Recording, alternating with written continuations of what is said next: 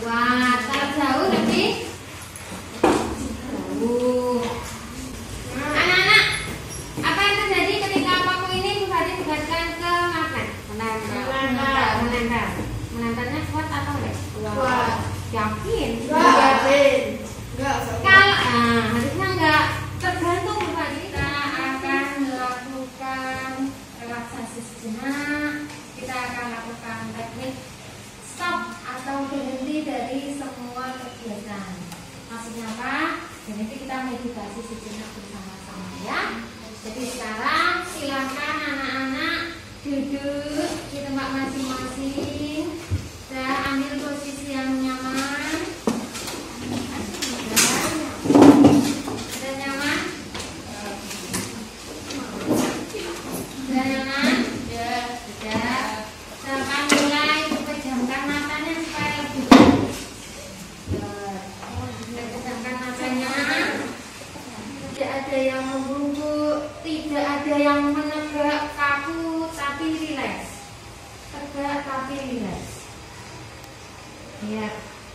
Letakkan kedua tanganmu dengan mulai seolah-olah tidak punya tenaga. Rilekskan. Tarik nafas lagi pelan-pelan. Rasakan udara dingin masuk ke hidung kalian. Lalu keluarkan udara yang hangat lewat hidung kalian ini. Ulangi sekali lagi. Tarik nafas. Hembuskan dengan perlahan-lahan. Tetap fokus kepada diri kamu. Sekarang rilekskan mata kamu. Yang matanya masih terasa kaku, lemaskan. Yang bahunya masih tegang, lemaskan.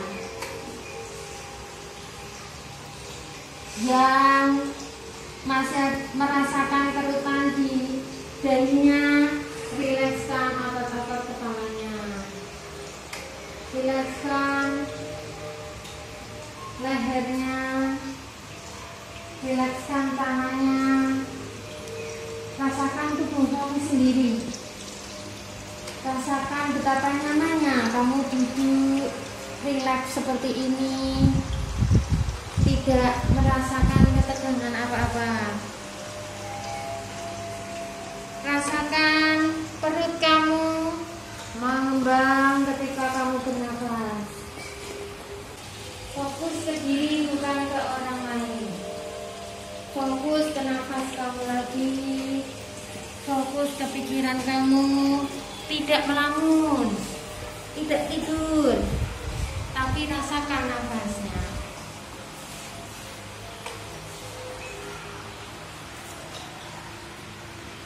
Rasakan nafasnya pelan-pelan. Keluarkan lagi. Nafasnya pelan lagi. Keluarkan lagi. Silakan buka matanya. Dan pelan-pelan. Coba yang mau berbagi pengalaman apa yang dirasakan tadi? Mas Zaki ya, Zak? Ada pendapat yang dirasakan apa? Ngantuk. Tadi yang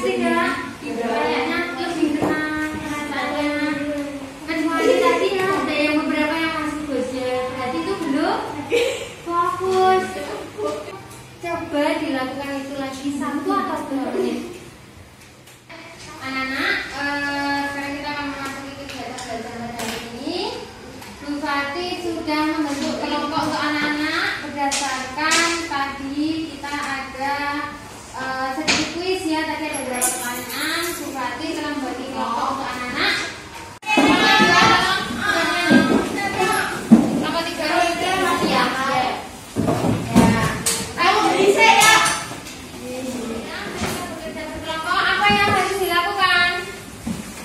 Bagaimana sikap ketika bekerja di kelompok? Bekerja sama. Apalagi? Menghargai pendapat temannya. Kemarin sudah membuat kesepakatan kelas ya di sana. Kesepakatan kelasnya adalah antara lain menghargai teman, menghargai pendapat, bekerja sama, harus bisa mengalah ketika ada pendapat dan tidak boleh memaksakan pendapatnya. Begitu ya?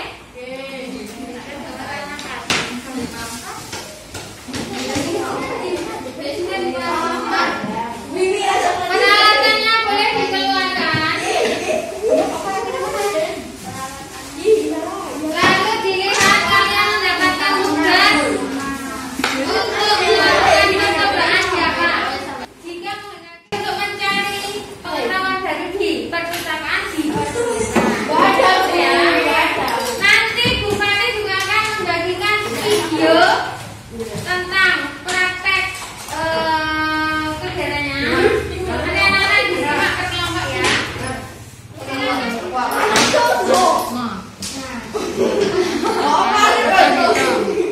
Bukan Ibu.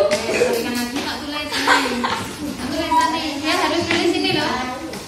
Kamu lihat tambahnya ini.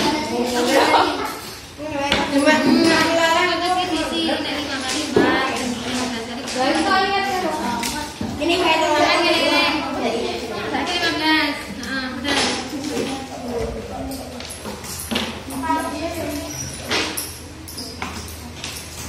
Ya, bagus loh. Masa dulu ini. Oh ya, buat orang kan sak. Terus kita ditulis sampai orang pendek. Mau beda lagi. Sama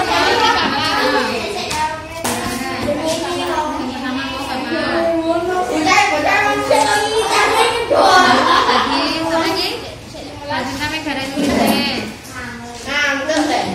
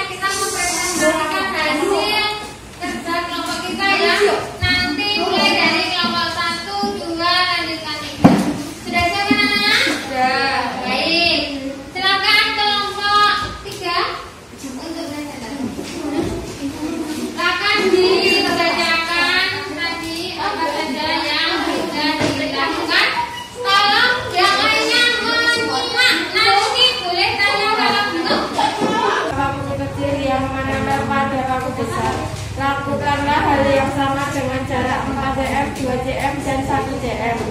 Tabel percobaan Mbah Manet.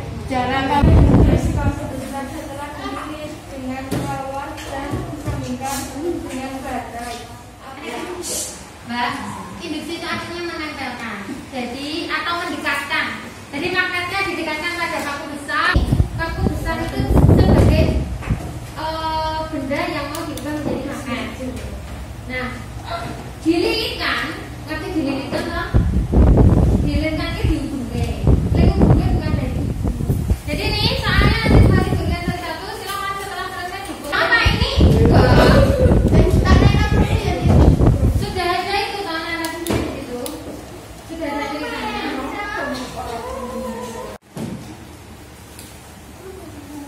Nomor 2 itu suruh ngapain tuh, Bu? Mengisi formulir di sebaliknya.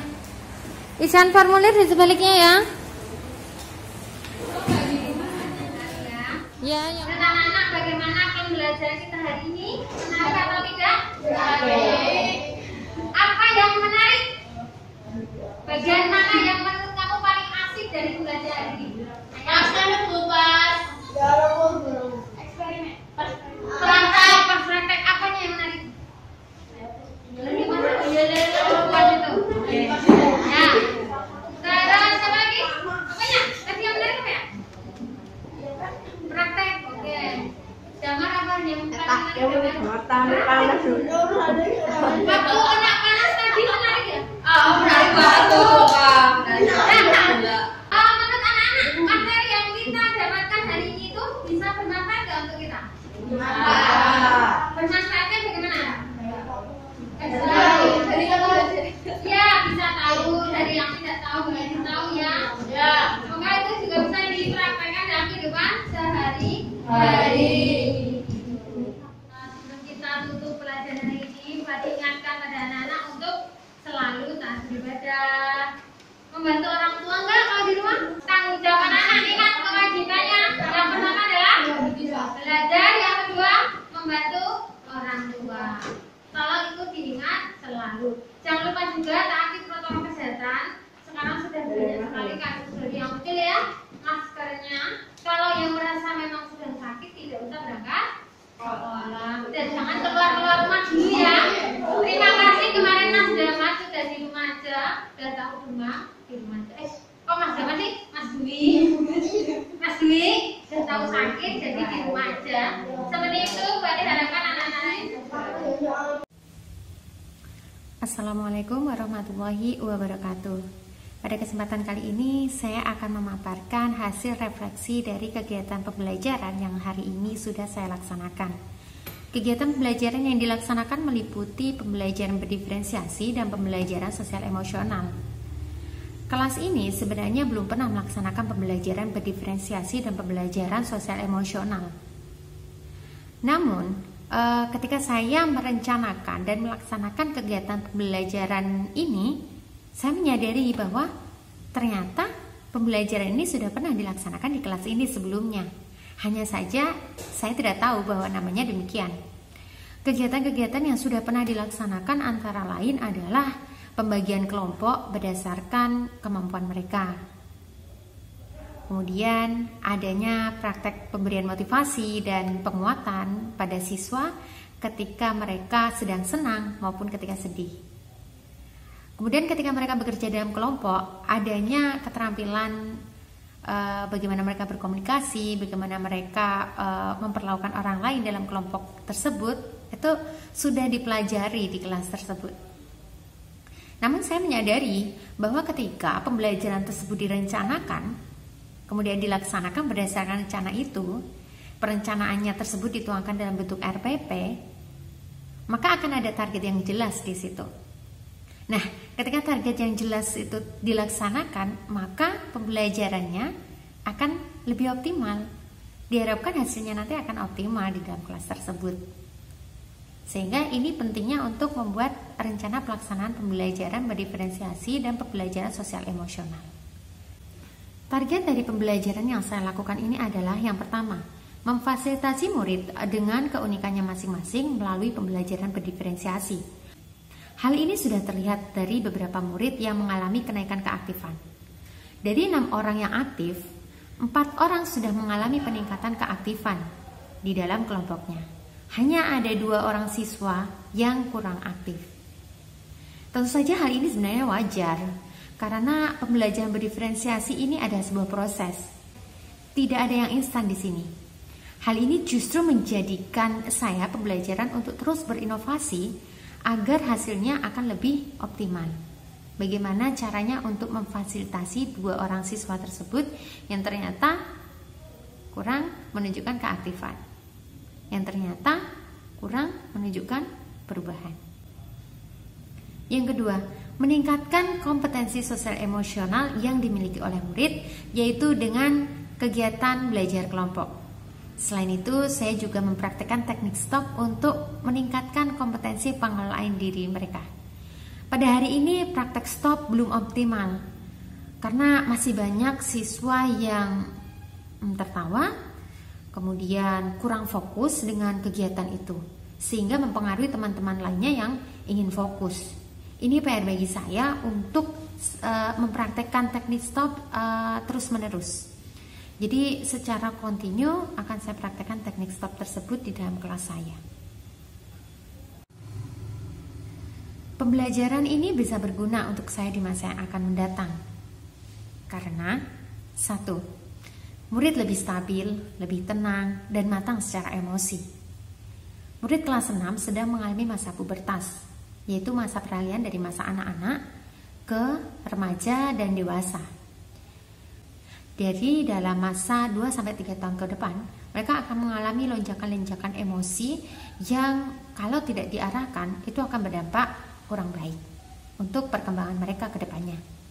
Dengan memahami tentang kesadaran diri, pengelolaan emosi, kesadaran sosial, keterampilan sosial, dan pengambilan keputusan yang bertanggung jawab, maka diharapkan mereka akan lebih siap memasuki masa remaja dan masa dewasa. Yang kedua, murid lebih memahami bagaimana melaksanakan teknik stop secara mandiri. Hal ini berguna ketika mereka membutuhkan teknik stop secara mandiri. Contohnya ketika mereka akan melaksanakan ujian akhir kelas 6. Tentu mereka butuh konsentrasi, mereka butuh fokus. Nah, dengan adanya teknik stop ini dan pelaksanaan secara mandiri, harapannya mereka bisa melaksanakannya ketika dibutuhkan. Tentu hal ini tidak mudah, mereka harus banyak berlatih. Maka ini PR bagi kami juga untuk melaksanakan teknik stop dalam kegiatan pembelajaran. 3. Pembelajaran berdiferensiasi berguna bagi guru untuk memfasilitasi murid sesuai dengan dirinya masing-masing. Mereka memiliki potensi yang berbeda. Setiap potensi membutuhkan sarana untuk dilucutkan. Maka tugas guru adalah memfasilitasinya agar mereka lebih percaya diri dan memaksimalkan potensi yang mereka miliki. Mereka bisa fokus dengan potensi mereka.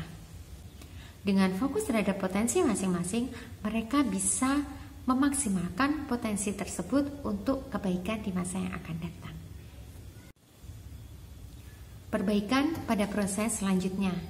Ada beberapa catatan yang saya highlight pada praktek pembelajaran diferensiasi dan pembelajaran sosial emosional pada kesempatan kali ini. Yang pertama adalah menjadikan kegiatan stop sebagai rutinitas sebelum memulai pelajaran.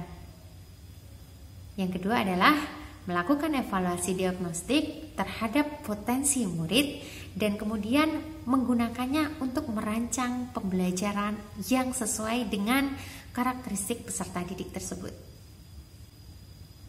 Yang ketiga adalah menyisipkan pembelajaran sosial emosional dalam pembelajaran di kelas. Dengan pelaksanaan pembelajaran berdiferensiasi dan pembelajaran sosial emosional di kelas yang saya ampuh, harapannya tujuan pembelajaran bisa tercapai. Murid akan enjoy dalam belajar, potensi mereka akan bisa berkembang dengan optimal, dan sekolah bisa memfasilitasi untuk murid merdeka belajar. Demikianlah refleksi kegiatan pembelajaran yang sudah saya laksanakan pada hari ini. Terima kasih. Wassalamualaikum warahmatullahi wabarakatuh.